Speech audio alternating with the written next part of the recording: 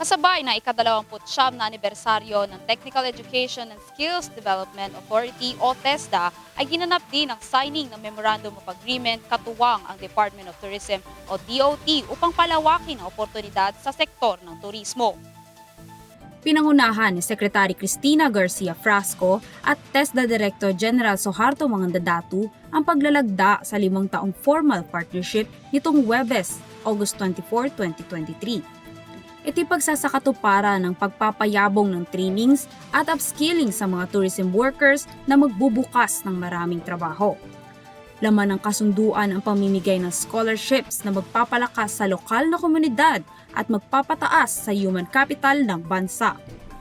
Nanguna nang nakipagkasundo si Frasco sa DOLE para sa trabaho, turismo, asenso, the first Philippine Tourism Job Fairs na nagbukas ng higit 21,000 trabaho sa mga tourism workers.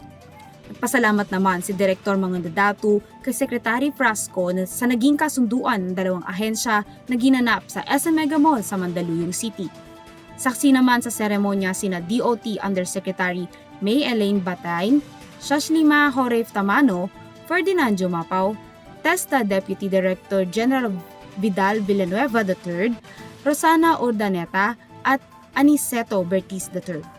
Para sa EuroTV News, Ritza Blaso, sumasaludo sa bawat Pilipino.